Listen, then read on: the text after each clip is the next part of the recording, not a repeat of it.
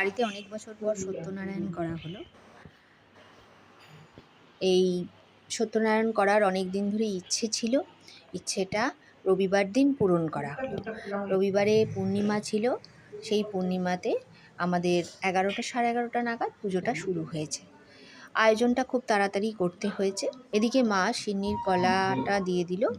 কলাগুলো ছাড়িয়ে পরিষ্কার করে সুজি আর আটার মধ্যে দেওয়া হয়েছে। সুজি দিয়ে করা হয় আমাদের। এর মধ্যে গুড় দিয়ে দিলাম, কিছু ড্রাই ফ্রুট দিচ্ছি, তার মধ্যে কাজু বাদাম, কিশমিশ আর খেজুর, আর কিছু চেরি দিয়ে দিলাম, দেখতে ভালো লাগবে। আর ছিল বড় এলাচ।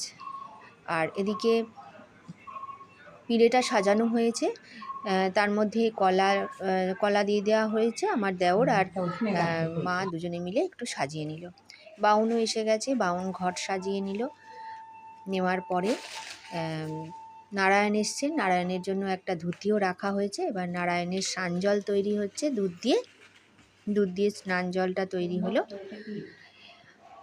আর এই ঘটের কাছে পুজো শুরু হওয়ার আগে কিছু আবির দিয়ে দেওয়া হলো, লাল, হলুদ আর সবুজের আবির ছড়িয়ে দেওয়া হলো।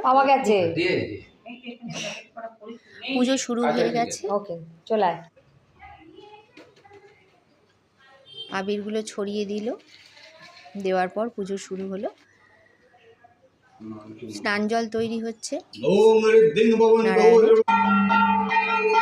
পুজো শুরু হতে হতে আস্তে আস্তে আরতি শুরু হলো।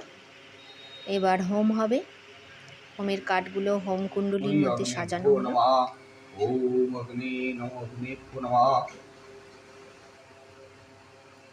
হোমের শিখাটা খুব ওপর দিকে উঠেছিল, খুব ভাল লাগছিল দেখতে।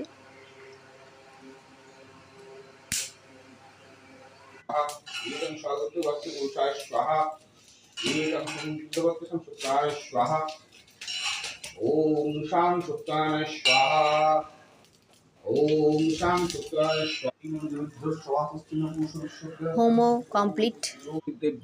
এবার তুলসী মঞ্চে চলে গেল পুজো করতে। তুলসী মঞ্চে একটু পুজো হয়ে গেল, এরপর পুজো কমপ্লিট হয়ে গেল। এরপর আমাদের লাঞ্চের জন্য রেডি হচ্ছি।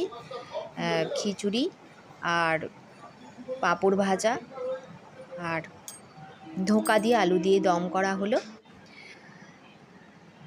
তো আজকের ভিডিওটা তোমাদের কেমন লাগলো অবশ্যই জানিও একটা ছোট্ট লাইক দিয়ে।